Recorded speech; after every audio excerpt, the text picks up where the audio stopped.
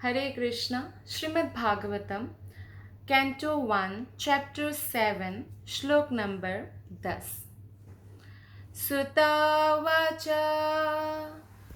आत्मा रामच्च मुनयो निर्ग्रन्था अप्युरुक्रमे कुर्वन्त्याहैतु किं भक्ति इत्थं भूतगुणो हरिः। सुता उवाच आत्मरामच्च मुनयो निर्ग्रन्था अप्युरुक्रमे कुर्वन्त्याहैतु किं भक्तिम् इत्थं भूतगुणो हरिः।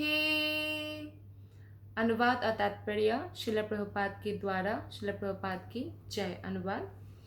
जो आत्मा में आनंद लेते हैं, ऐसे विभिन्न प्रकार के आत्मा राम और विशेष रूप से जो आत्म साक्षात्कार के पथ पर स्थापित हो चुके हैं, ऐसे आत्माराम यद्यपि समस्त प्रकार के भौतिक बंधनों से मुक्त हो चुके हैं, फिर भी भगवान की अनन्य भक्तिमय सेवा में संलग्न होने के इच्छुक रहते हैं।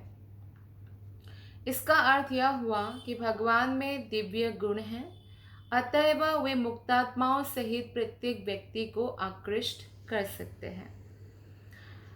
तो ये श्लोक सुत गोस्वामी बता रहे हैं कि जो व्यक्ति आत्मा में आनंद लेते हैं, आत्मा में आनंद लेने का क्या मतलब है? ये कोई कल्पना नहीं है कि मैं आत्मा में आनंद आज से आत्मा में आनंद लूँगा, ऐसा नहीं है। तो आत्मा में आनंद लेने का मतलब है ये जानना कि मैं शरीर नहीं हूँ, आत्मा हूँ, मैं भगवान का अंश हूँ और भगवान की सेवा करना ही मेरा चरम लक्ष्य है, टॉप मोस्ट गोल है। और ये जानते हुए भगवान की सेवा में जो रत रहता है। और ऐसे भी अध्यात्मवादी है जो भगवान के निराकार रूप में मन को लगाते हैं, यानी भगवान के शरीर का जो ज्योति है, ब्रह्म ज्योति, उसमें विलीन होने की इच्छा रखते हैं। तो इन विभिन्न प्रकार के, जैसे आत्मा राम है जो आत्म साक्षात्कार के पथ पर दृढ़ प्रतिज्ञ है, आत्म साक्षात्कार करना चाहते हैं, फिर भी ऐसे आत्मा राम जो निराकार ब्रह्म पर भी अपने मन को स्थिर कर चुके हैं कि मुझे निराकार ब्रह्म में ही जाना है, ब्रह्म ज्योति में ही जाना है, उनके लिए भी क्या है, भगवान के दिव्य गुण अत्यंत आकर्षणीय हैं। इसलिए सुखदेव गोस्वामी भी निराकारवादी थे, लेकिन जब उन्होंने भगवान के दिव्य गुणों का गुणगान सुना, तुरंत आकृष्ट हो गए। भगवान कृष्ण, कृष्ण शब्द का अर्थ है आकर्षक, सर्व आकर्षक। तो भगवान श्री चैतन्य महाप्रभु ने अपने प्रमुख भक्त श्रील सनातन गोस्वामी के सामने इस आत्माराम श्लोक की व्याख्या अत्यंत विशद रूप में की। तो इन श्लोक में चैतन्य महाप्रभु ने 11 तत्व का संकेत किया, और ये सारे शब्द जो है आत्माराम, मुनय, निर्ग्रंथ, पीछा, उरुक्रम, कुर्वन्ति, हेतु किम भक्ति मित्थम भूत गुना तथा हरि, ये श्लोक का ही शब्द है। और विश्व प्रकाश संस्कृत कोश के अनुसार आत्माराम शब्द के 7 पर्याय हैं, जो इस प्रकार है: ब्रह्म, परम सत्य, शरीर, मन, प्रयत्न, सहिष्णुता, बुद्धि, व्यक्तिगत आदतें। यानी जो व्यक्ति अपने आप को आत्मा रूप में जानते हैं कि वो शरीर और मन से अलग है और भगवत भक्ति के लिए प्रयास करते हैं, और जो भी बाह्य परिस्थिति है उसको सहन करते हैं, और इस प्रकार जो है अपनी बुद्धि के द्वारा भगवान की सेवा में लगे रहते हैं, और ऐसे ही अपनी आदतों को बनाते हैं। तो मुनयः शब्द का प्रयोग इन अर्थ में होता है। मुनयः का मतलब है जो विचारवान व्यक्ति है, विचार करते हैं। कि कोई सुख में है, कोई दुख में है, कोई फुटपाथ में जन्म लेता है तो कोई महल में जन्म लेता है। तो इसके पीछे क्या रीज़न है? हम अगर हम अगर शरीर है तो फिर ये अलग अलग क्यों ऐसा हो रहा है? हम शरीर नहीं है, आत्मा है, तो हम कहाँ से आए हैं और क्यों अलग अलग योनियाँ प्राप्त होती है? तो वो विचार करते हैं, शास्त्रों के अनुसार करते हैं, लेकिन विचार। दूसरी बात है मुनय जो गंभीर है तथा शांत है।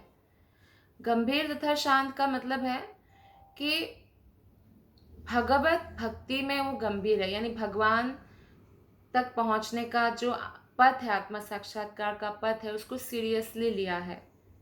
और शांत है, वो पीसफुल है, किसी भी स्थिति में वो अपने मन को विचलित होने नहीं देते हैं।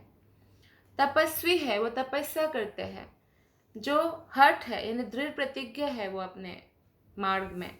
परिव्राजक है, जो विभिन्न प्रकार के जगहों का जो है यात्रा करते हैं, वो ऋषि तथा साधु संत।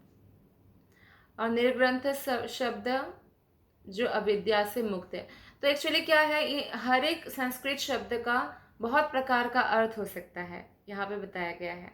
जैसे निर्ग्रंथ शब्द का अर्थ है जो अविद्या से मुक्त है, ये भी हो सकता है, या जिसका शास्त्रीय आदर्शों से कोई संबंध नहीं है, वो भी हो सकता है। तो क्या होता है, अगर हम प्रामाणिक व्यक्ति से भागवतम को नहीं समझते हैं, जैसे हम किसी का भी भागवतम उठा के पढ़ लेते हैं जिसका ट्रांसलेशन है उसी का, तो क्या होता है, वो संस्कृत शब्द का जैसे और भी मान लीजिए एक शब्द का 5 मतलब है, तो वो अपने हिसाब से वो मतलब बना लेते हैं। लेकिन जो शुद्ध भक्त है, जो भगवान कृष्ण से कनेक्टेड है, वही श्रीमद् भागवतम का सही ट्रांसलेशन कर सकते हैं, जैसे कि श्रील प्रभुपाद ने किया। तो इस प्रकार से अनेक अनेक अर्थ हो सकता है, या जैसे कि निर्ग्रंथ का शब्द का अर्थ पूंजीपति भी हो सकता है, निर्धन भी हो सकता है। तो शब्दकोश के अनुसार नी उपसर्ग का प्रयोग निश्चितता, गणना, निर्माण तथा निषेध के लिए होता है। और ग्रंथ शब्द धन, पुस्तक, शब्दकोश आदि के अर्थ में प्रयुक्त है। इसमें और एक शब्द है श्लोक में उडुक्रम। उडुक्रम शब्द का अर्थ है वह जिसके कार्यकलाप महिमा मंडित है। क्रम का अर्थ होता है पग या कदम, जैसे पग बढ़ाना, कदम बढ़ाना, तो ये क्रम का ये अर्थ होता है। तो उडुक्रम शब्द विशेष रूप से वामन अवतार को दर्शाता है, क्योंकि वामन अवतार में भगवान ने 3 पगों से सारे ब्रह्मांड को नाप लिया था।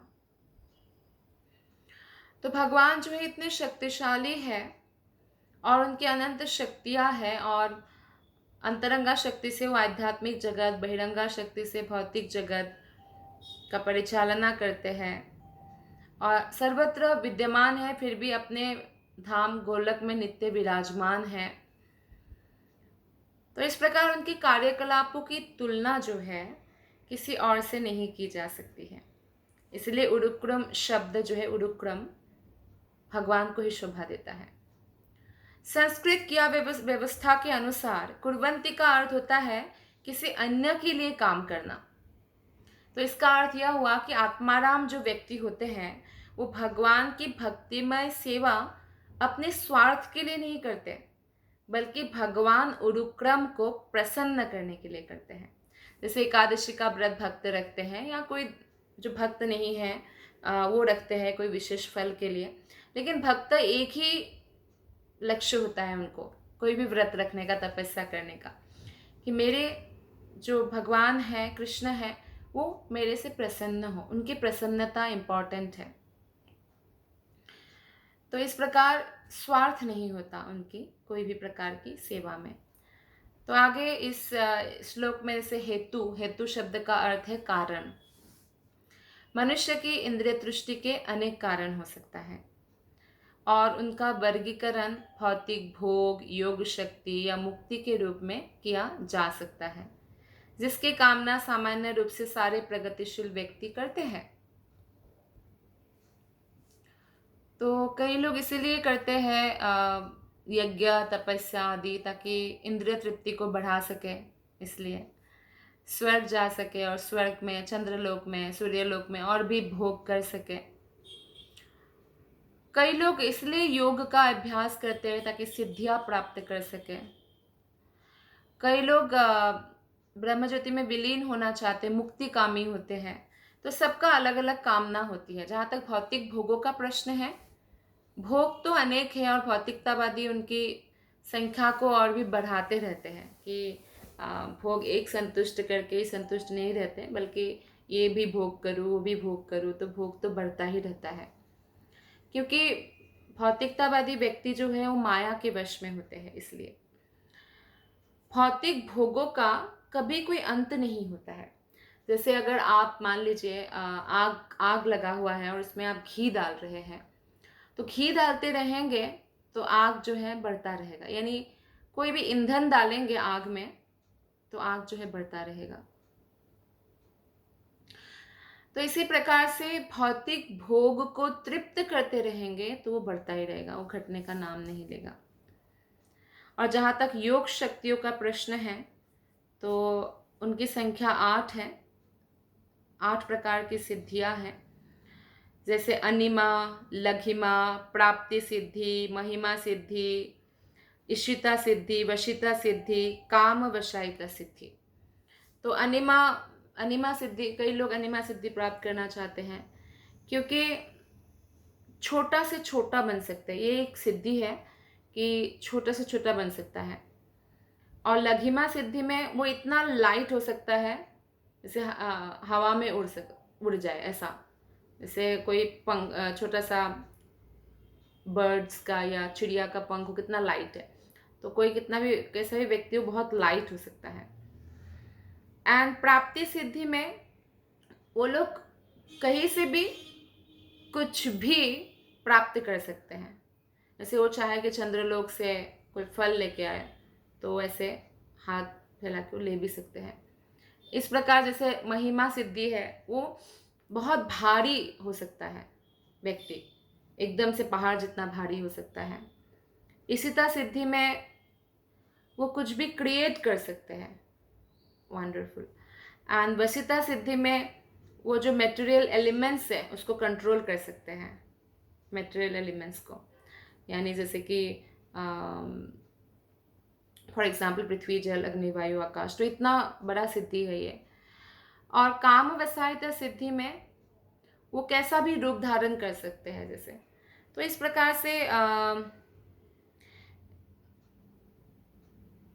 प्रकार से सिद्धियां प्राप्त करने के लिए लोग बहुत क्या बोलते हैं, लालायित रहते हैं। और इस प्रकार से बहुत लोग लालायित रहते हैं मोक्ष के लिए, मोक्ष प्राप्ति के लिए। तो मोक्ष प्राप्ति 5 प्रकार के मोक्ष है। सायुज्य मुक्ति का मतलब होता है जो भगवान के शरीर से निकला हुआ ब्रह्म ज्योति, उसमें विलीन होना, निराकारवादी उसमें जाते हैं। सारूप्य मुक्ति होता है वैकुंठ में, बाकी चारों मुक्ति वैकुंठ में है। भगवान जैसा ही सेम बॉडी, रूप धारण करना, ऐसे, लेकिन सेवक की भांति रहते हैं, लेकिन विष्णु जैसा ही होता है विष्णुदूत का शरीर भी। सालोक्य, भगवान जैसा लोक प्राप्त करना। सामीप्य, भगवान के समीप रहकर सेवा करने का मौका। एंड सारस्ती, भगवान जितना ऐश्वर्य प्राप्त करना।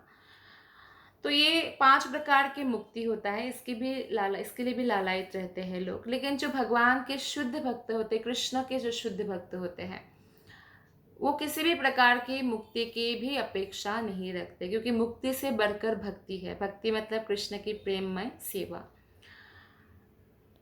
और इसीलिए मोक्ष लघुता, मुक्ति उनके सामने लघु प्रतीत होता है, क्योंकि मुक्ति तो भक्ति की दासी है।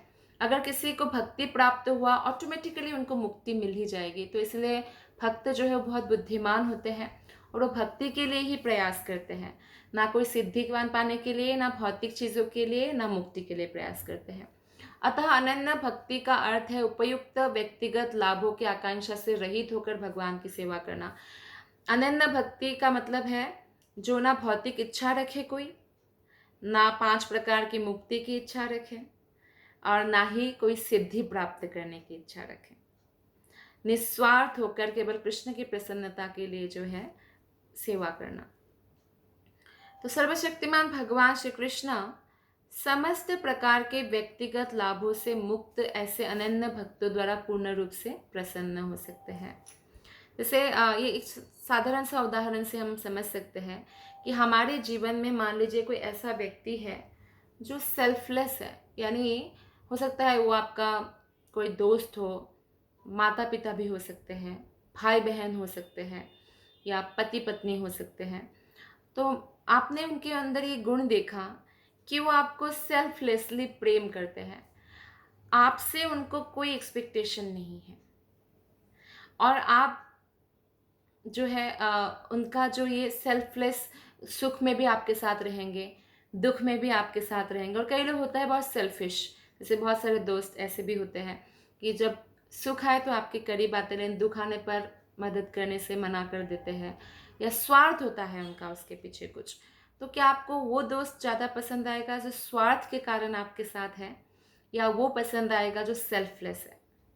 ऑब्वियसली जो निस्वार्थ भाव से आपसे प्रेम करते हैं वो आपको अधिक प्रिय होंगे, राइट?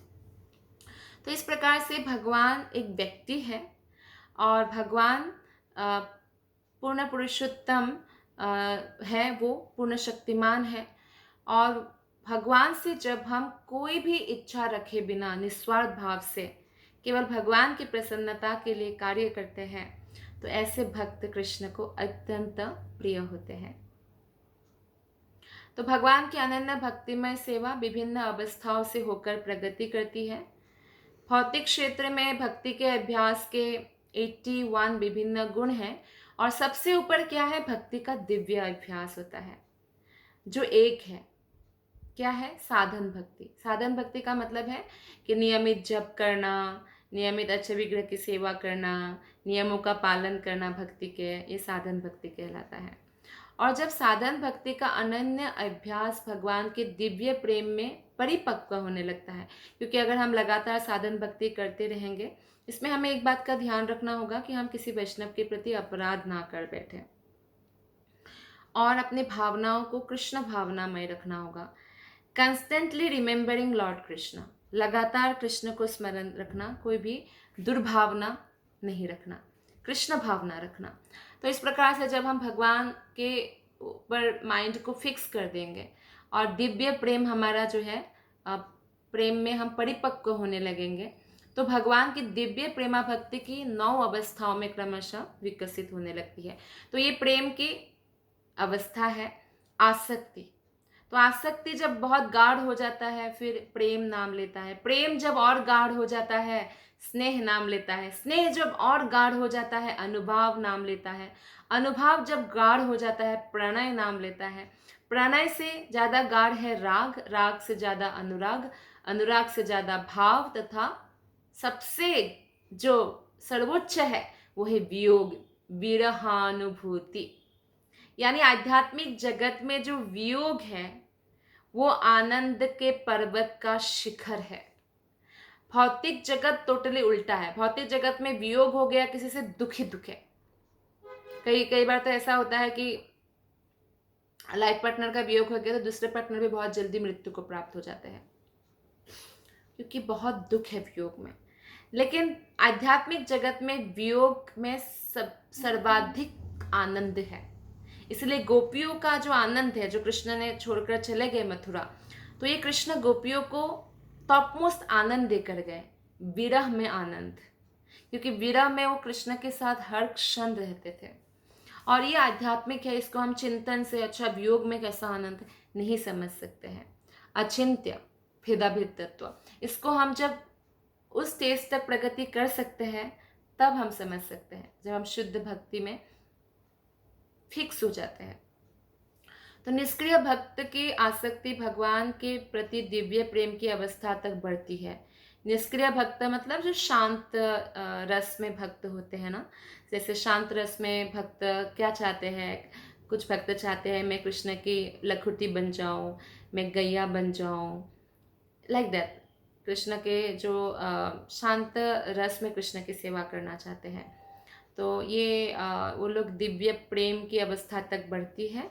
और सक्रिय सेवक की आसक्ति, सक्रिय सेवक जैसे दास्य भाव में कि कृष्ण मेरे स्वामी रहे, मैं उनका दास बनूं, तो उस भावना में आसक्ति राग अवस्था तक जाती है। और सखा भक्त की अनुभव अवस्था तक बढ़ती है। सखा, बहुत लोग भगवान को अपने सखा मानते हैं, तो इसमें अनुभव अवस्था तक बढ़ता है। और अनुभव अवस्था तक ही जो वात्सल्य भाव में है वो भी वहां तक ही बढ़ता है। मातृ और पितृ भक्त जो है, जैसे यशोदा मैया कृष्ण के भक्त, देवी की माता भक्त है, तो वात्सल्य रस में है। और माधुर्य प्रेम में जैसे गोपीगण है, भक्तगण विरह अवस्था तक भाव को बढ़ाते हैं। तो भगवान के अनन्य भक्ति के ये कुछ लक्षण हैं। और हरिभक्ति शुद्धोदय के अनुसार इत्थम भूत शब्द का आशय क्या है? पूर्ण आनंद है। निराकार ब्रह्म की अनुभूति से जो भी प्राप्त होता है, उससे कई गुना अधिक दिव्य आनंद प्राप्त होता है। खैर, निराकार ब्रह्म में कोई आनंद नहीं है। जैसे निराकार ब्रह्म में सत है, परमात्मा में सत और चित दोनों हैं, कृष्ण में ही केवल सच्चित आनंद तीनों हैं। तो निराकार ब्रह्म की अनुभूति से प्राप्त जो दिव्य आनंद की तुलना बछड़े के गोखूर से बने गद्दे में आने वाले रंच मात्र जल से की गई है। लेकिन भगवान के दर्शन रूपी जो आनंद है वो समुद्र के साथ तुलना किया गया है। और बाकी जो निराकार ब्रह्म से जो भी हमें मिलने वाला है, वो एक जो बछड़ा अगर पाँव रख दे जमीन पे तो जमीन थोड़ा गद्दा हो जाता है, उसमें पानी जो जमा होता है उतना ही। तो आप देख सकते हैं कि निराकार ब्रह्म में एक्चुअली कोई आनंद नहीं है, आनंद है भगवान की भक्ति में। तो भगवान श्री कृष्ण का व्यक्तिगत रूप इतना आकर्षक है कि यह अपने में समस्त आकर्षक, समस्त आनंद तथा समस्त रसों को संजोए है। इसलिए हम देखते हैं कि निराकारवादी से साकारवादी बनते हैं, लेकिन साकारवादी निराकारवादी नहीं बनते। जैसे हमने बड़े बड़े उदाहरण देखा है, शुकदेव गोस्वामी निराकारवादी थे, साकारवादी बन गए। 4 कुमार निराकारवादी थे, सनक, सनंदन, सनातन, सनत कुमार साकारवादी बन गए। तो ऐसे अनेक लोग हैं जो निराकारवादी से साकारवादी बनते हैं। साकारवादी से निराकारवादी बनने का कोई उदाहरण नहीं है, क्योंकि रस मिलने लगता है साकारवाद में, क्योंकि भगवान का ओरिजिनल स्वरूप जो है वो स्वरूप है, साकार है। तो ये आकर्षण इतने प्रबल है कि कोई भी व्यक्ति इनका विनिमय भौतिक भोग, योग शक्ति या मुक्ति के साथ नहीं करना चाहता। उनको मालूम है कि ये मुक्ति या योग शक्ति या भौतिक चीज़ें ये बहुत कम है कृष्ण के दिव्य भक्ति के दिव्य आनंद के सामने। तो कौन नहीं चाहे, कोई भी इस दुनिया में सबसे अधिक सुखी रहना चाहता है कि मैं सबसे अधिक सुखी बन जाऊं, मैं ही सबसे अधिक आनंद में रहूं। तो इसीलिए जो सबसे बुद्धिमान व्यक्ति हैं वो भगवान कृष्ण की भक्ति में लग जाते हैं। तो इस कथन के समर्थन के लिए किसी तर्क की आवश्यकता नहीं है, किंतु मनुष्य अपने स्वभाव से ही भगवान कृष्ण के गुणों के प्रति आकृष्ट होता है। हमें ये भली भांति जान लेना चाहिए कि भगवान के गुणों का लौकिक गुणों से कोई सरोकार नहीं होता। हमारा जो लौकिक गुण है उसके साथ भगवान का गुण की हम तुलना नहीं कर सकते। भगवान के हर गुण आध्यात्मिक है। भगवान का कोई भौतिक गुण नहीं है, यानी भगवान कोई भौतिक जैसे कि तमोगुण, रजोगुण, सत्वगुण से कोई प्रभावित भी नहीं होते हैं। तो वे सभी आनंद, ज्ञान और शाश्वतता से परिपूर्ण होते हैं। भगवान के गुण असंख्य है। कोई किसी गुण से आकृष्ट होता है तो दूसरा किसी गुण से। जैसे कई भक्तों को भगवान के भक्तवत्सलता गुण बहुत अच्छा लगता है। जैसे सनक, सनंदन, सनातन, सनत कुमार जो 4 पुत्र है ब्रह्मा जी के, तो ये चारों ब्रह्मचारी भक्त भगवान के चरण कमलों पर अर्पित फूलों की सुगंध तथा चंदन युक्त तुलसी दल से आकृष्ट हुए थे। जब वो वैकुंठ गए, जय विजय ने दरवाजा से रोका, नहीं जा सकते करके, भगवान रेस्ट कर रहे हैं, उन्होंने जय विजय को श्राप दिया, तो भगवान वहाँ पे उपस्थित हुए, क्योंकि मुनियों के बीच में और उनके भक्तों के बीच में जो भी बात हुई, तो फिर मुनियों ने, जैसे चारों कुमारों ने भगवान को प्रणाम किया। प्रणाम करते ही भगवान के चरण में जो चंदन मिश्रित तुलसी है उसका सुगंध उनके नाक में प्रवेश करते हैं, नासिका में। तुरंत तो निराकारवादी से साकारवादी बन जाते हैं, भगवान के भक्त बन जाते हैं। तो इस प्रकार वो आकृष्ट हुए।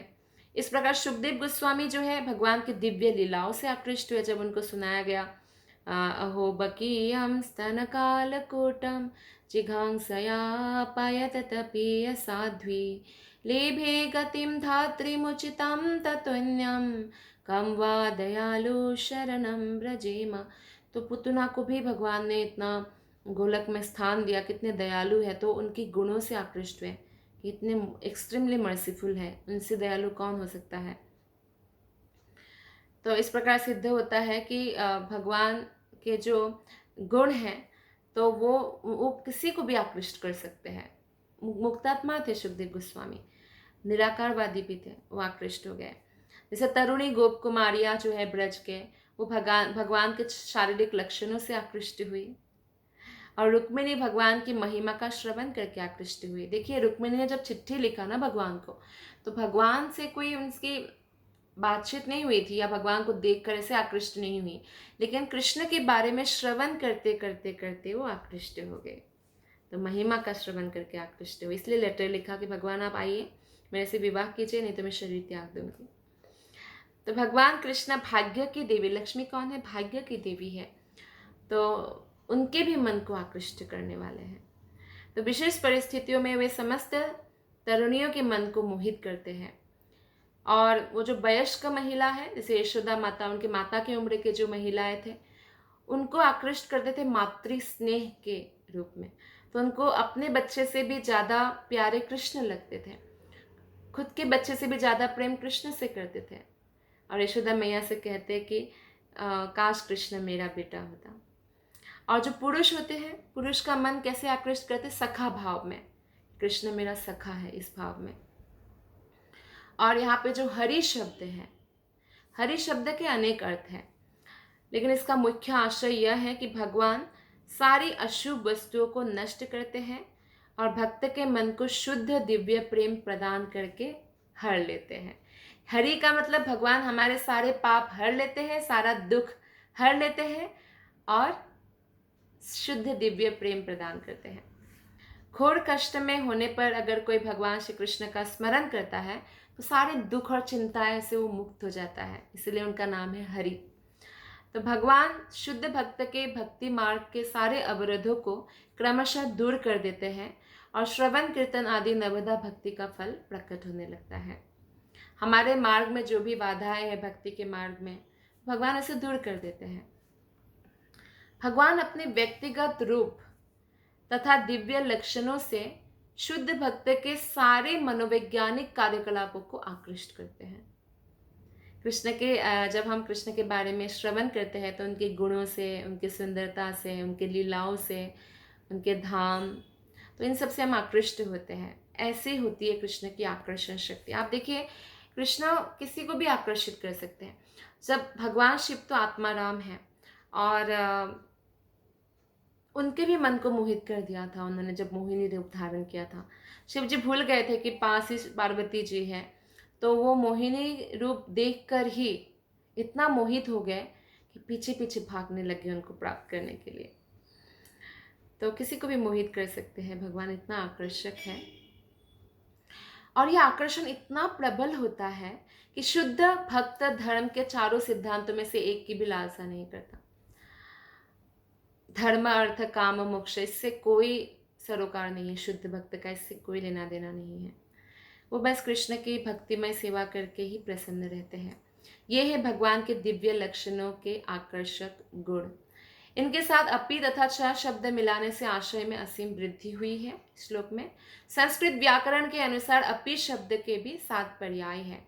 तो अतः इस श्लोक के प्रत्येक शब्द की व्याख्या करने पर देखा जा सकता है कि शुद्ध भक्त को आकर्षित करने के लिए भगवान कृष्ण में असंख्य दिव्य गुण पाए जाते हैं। धन्यवाद। हरे कृष्ण।